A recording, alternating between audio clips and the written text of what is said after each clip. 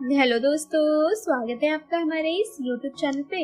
दोस्तों, कहानी को शुरू करने से पहले एक जरूरी बात, अगर आपने चैनल को सब्सक्राइब नहीं किया है तो पहले आप जल्दी से चैनल को सब्सक्राइब कर दीजिए ताकि आपको हमारी आने वाली नई नई कहानियों की जो नोटिफिकेशन है वो आपको सबसे पहले मिलती रहे। तो चलिए दोस्तों, बढ़ते हैं हमारी आज की कहानी की तरफ। हमें उम्मीद है कि आपको हमारी ये कहानी जरूर पसंद आएगी। निशा, जल्दी से तैयार हो जा, लड़के वाले आते ही होंगे। निशा की माँ सरीला ने कहा। जा नमता, तू निशा की मदद कर दे। नमता निशा की बड़ी बहन है। कुछ देर बाद नमता ने आवाज लगाई, माँ जरा यहाँ आना, मैंने निशा को तैयार कर दिया, जरा आप भी देख लीजिए। सरीला बहुत वक्त थी। सरीला ने कहा, मैं अभी बहुत ज्यादा बिजी हूँ। लड़के वाले छोटी बेटी निशा को देखने आ रहे थे। सब कुछ इतनी जल्दी में हुआ कि सभी व्यस्त हो गए थे। कुछ साफ सफाई, नाश्ते का प्रबंध, सब कुछ करना था। सरीला ने निशा को देखा और बोली, कितनी सुंदर लग रही थी।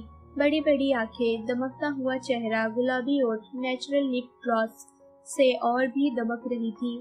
सरीला ने निशा के गले में सोने की चेन पहना दी।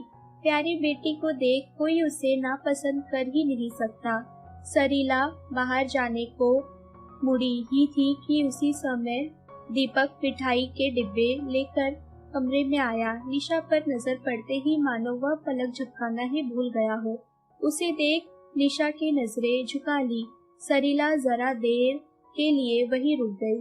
फिर वो बोली, दीपक, बाहर सब व्यवस्था हो गई या ना?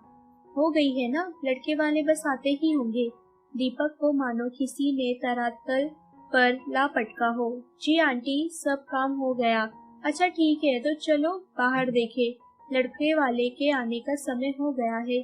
सरीला दीपक को लगभग घसीटती हुई अपने साथ ले गई। निशा उदास थी, दीपक को देखती रही। दीपक की उदासी को भी सरीला ने महसूस किया, पर क्या करती। वह जानती थी कि निशा और दीपक एक दूसरे को पसंद करते हैं, पर अपने पति राजेश की जिद के आगे वह कुछ भी नहीं कर सकती थी। दीपक बहुत ही अच्छा लड़का था, हैंडसम व केयरिंग भी था। अभी हाल में ही उसे यूनिवर्सिटी में लेक्चरर के पद उसकी नियुक्ति हुई थी। दीपक व निशा साथ ही में ही पढ़े थे। दीपक के पिता कॉलेज में प्रोफेसर थे।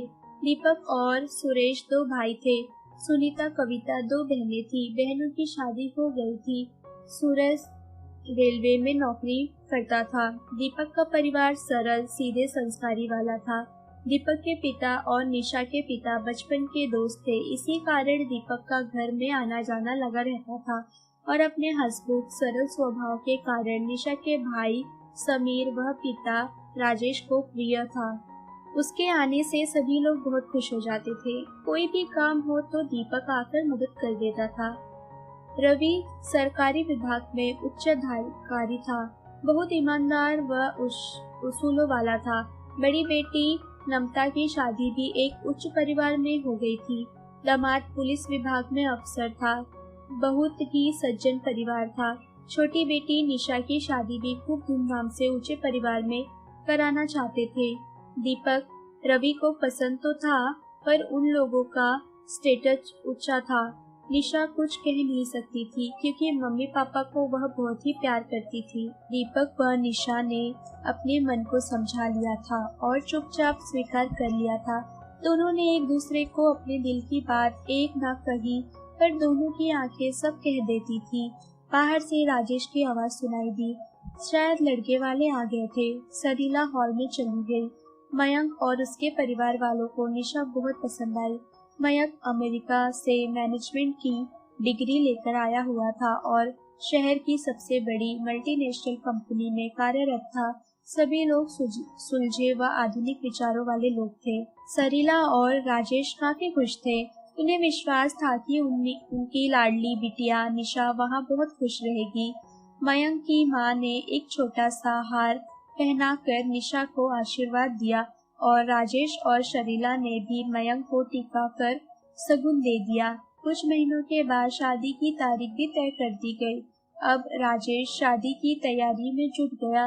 वह सब कुछ बढ़िया से बढ़िया करना चाहता था अपनी बेटी के लिए।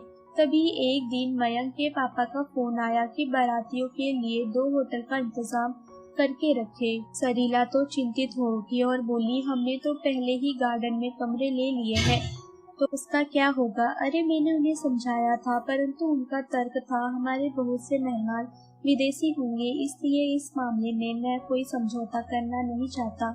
राजेश ने बड़े बुझे मन से कहा। राजेश मन ही मन बहुत ही ज्यादा परेशान था। क्या करे, मन को समझाकर होटल बुक करवा लिया, लेकिन फरमाइशों का सिलसिला तो जारी रहा। कभी कीमती कपड़े, जेवर, अपने सभी रिश्तेदारों के लिए कीमती उपहार, मयंक को भी कीमती उपहार। ये सब सुन सरीला तो घबरा ही गई, रोने रोने को हो गई। अभी से यह हाल है तो आगे क्या होगा, सोच सोच कर ही परेशान रहने लगी। निशा की ननदे जब तक फोन पर बातें करती, उनकी बातों का विषय अपना रहन सहन, खान पान से ही भरा रहता। यही हाल मयंक का भी था। कभी कभी ही वह निशा से बातें करता तो अपनी विदेशी मित्रों, विदेश का रहन सहन व अपनी पसंद नापसंद की ही बात करता। उससे तो कुछ पूछता ही नहीं। बेचारी निशा तो बिल्कुल चुपचाप सुनती रहती। निशा बड़ी उलझन में रहती। उसे सब समझ में आ रहा था कि मम्मी पापा कितने परेशान हैं। उन लोगों की हमेशा की फरमाइशों से बजट ही असंतुलित हो रहा था। राजेश निशा की शादी में कोई भी कमी नहीं रहने देना चाहता था, इसलिए अच्छे से अच्छा इंतजाम कर रहा था। रविवार का दिन था, राजेश की छुट्टी थी। सरीला के साथ वो बाजार गया हुआ था। निशा का भाई ड्राइंग रूम में बैठा हुआ टीवी देख रहा था। निशा और नमता भी उदास मन से बैठी हुई थी। निशा बहुत उदास लग रही थी। दरवाजे की घंटी बजी। निशा ने ही दरवाजा खोला। दरवाजे पर दीपक आया हुआ था। आते ही वो बोला, आंटी अंकल क्या कर रहे हैं? मैंने सोचा आज छुट्टी है, कुछ ना कुछ काम हो तो चल कर देख लूं। आओ बैठो। तो मम्मी पापा बाजार गए हुए हैं। और वह चुपचाप आकर ड्राइंग रूम में बैठ गया। दीपक भी पीछे पीछे जाकर बैठ गया और बेचैन होकर बोला, क्या बात है, सब लोग इतने चुपचाप क्यों हैं? कोई बात नहीं है, नमिता का संक्षिप्त सा उत्तर था। कोई बात तो जरूर है। निशा अब अपने आप को संभाल न सकी, वो फूट पड़ी। दरअसल उन लोगों की फरमाइशों से मम्मी पापा बहुत ही ज्यादा परेशान हैं। ये लोग मुझसे छुपाने की कोशिश करते हैं, पर ऐसी बातें कहीं छिपती है। उन लोगों की मांगे दिन ब दिन बढ़ती ही जा रही है। मम्मी उदास और चिंतित रहती है और पापा तो सदा ईमानदार उसूलों वाले रहे। कहाँ से इतना करेंगे? रिश्वत का नाम सुनते ही गुस्सा आ जाता है। मैं तो उस परिवार से संबंध ही नहीं रखना चाहती, पर जानती हूँ अपने मान सम्मान के लिए ये लोग परेशानी झेलने के लिए भी तैयार रहेंगे। इतना कहकर निशा रो पड़ी।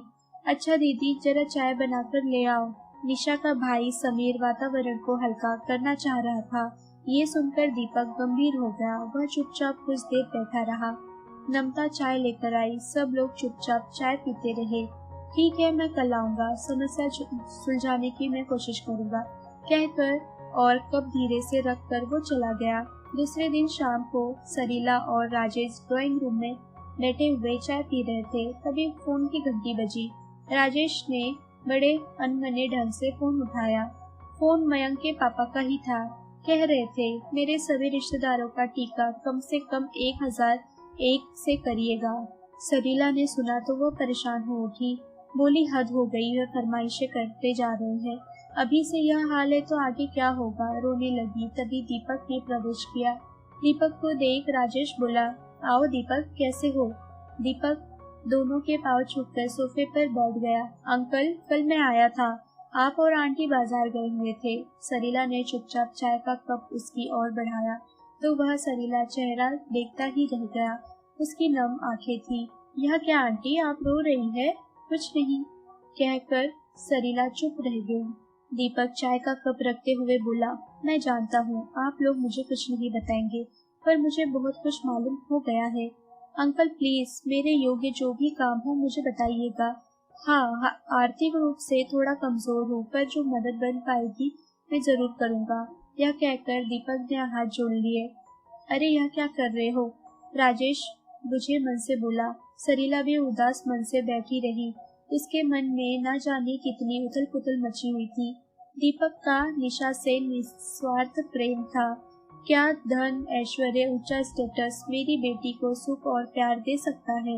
अभी दीपक की नई नई नौकरी लगी है, मेहनती और ईमानदार है, आगे का भविष्य उज्जवल है। मैं भी कैसी मूर्खता करने जा रही थी। मेरी बेटी और वो एक दूसरे को चाहते हैं। मैं सच्चा मोती खो रही हूँ और उस दिखावे के पीछे भाग रही हूँ। उसके मन में कुछ दिल निश्चय किया, नहीं, वह और नहीं सोचेगी कि एक ऐसा हीरा जैसा दामाद मेरे सामने है और मैं कहीं और ही भटक रही थी। अब मैं किसी की नहीं मानूंगी और सुनूंगी। तभी राजेश ने उसे पकड़कर बोला, क्या सोच रही हो तुम? वो बदबुदाई, सुनो, मुझे नहीं लगता कि यह रिश्ता और आगे बढ़ पाएगा। मुझे यह रिश्ता मंजूर नहीं है। मुझे नहीं लगता मेरी बेटी वहाँ पर खुश रह पाएगी। तभी वहाँ निशा और नम्रता भी आ गई। सभी हैरानी से उसे देख रहे थे। तभी पति राजेश के पास जाकर सरीला ने कहा, यह हमारी भूल थी कि हम स्टेटस के चक्कर में ऐसे हीरे जैसे दामाद को पहचान ना सके। वो भाव विहल हो उठी। उसने निशा को अपने पास बुलाया और अपना हाथ दीपक के हाथ में रखते हुए बोली, रिश्ता तो वही होना चाहिए जहाँ धन से अधिक रिश्ता को महत्व दिया जाए। दीपक से ज्यादा और कौन इसे समझेगा? मुझे तुम दोनों का रिश्ता मंजूर है। मेरी बेटी का हमेशा ध्यान रखना। सिद्धांतवादी राजेश पहली बार हार गया और सभी लोग हैरानी से सरीला को देख रहे थे। नम्रता ने खुशी से ताली बजाते हुए कहा, दीपक जी मुबारक हो। चलिए जल्दी से मम्मी पापा के पैर छुए और बारात लाने की अब तैयारी